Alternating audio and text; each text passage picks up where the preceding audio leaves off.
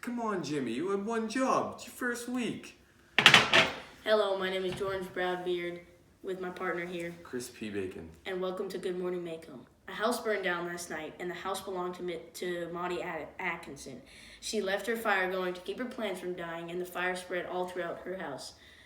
Firefighters rushed from basically everywhere to stop the fire. Everyone in the neighborhood came out and helped with all of Miss Maudie's belongings. Fortunately, she made it out with most of her belongings, and now to Ray Jarvis with the weather.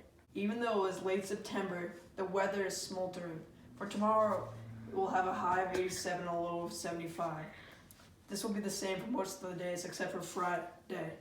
This just in. Breaking news, Tim Johnson, the Maycomb neighborhood dog, has been shot by Atticus Finch, the world's best shot. And now we have some live footage on the scene.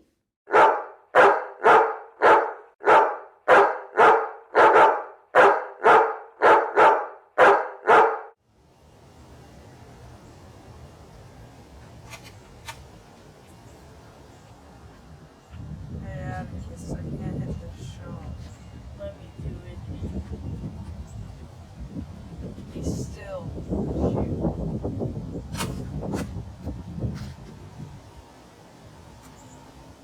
And now, live on the scene with Count Charles Lardius. I'm here live on the scene with Tim Johnson, the neighborhood dog, has been shot by Atticus Finch.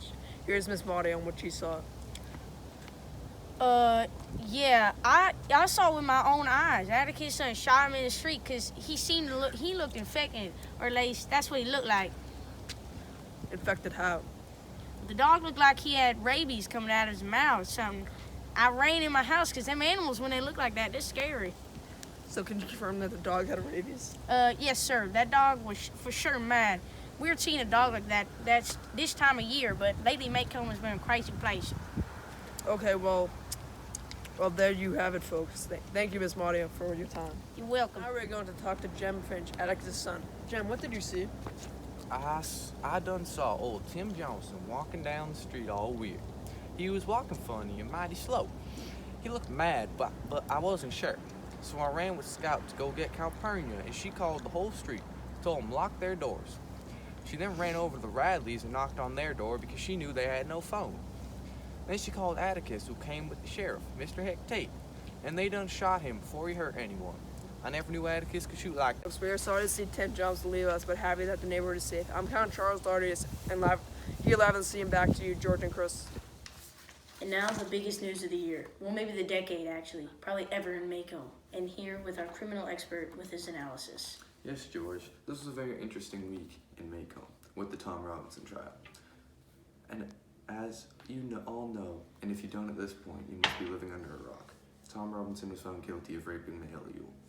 Even though Atticus Finch did have a very compelling argument that got some people asking questions, combined with the slight differences between Bob and Mayla's story, the jury still delivered a guilty verdict, and Tom Robinson is now being held in jail until further action is taken.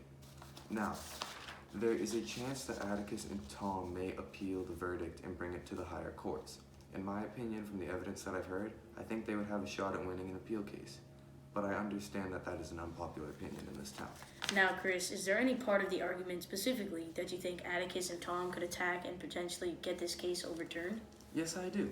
You see, Bob and Mayla's stories do not exactly match up. So therefore, Atticus has a chance to prove that they are lying about what happened. And that could be a part that he could question and maybe cause a slip-up. But the chances that I see Atticus actually winning, well, it's the self. That seems almost impossible to me. Well, thank you, Chris, but that's all the time we have for today. Thank you for watching Good Morning Maycomb, and we'll see you tomorrow. Thank you for tuning in, and have a very, very good rest of your day. We hope you'll tune in tomorrow, where we'll be discussing the crash in our economy and how it has affected the people in Maycomb and surrounding towns.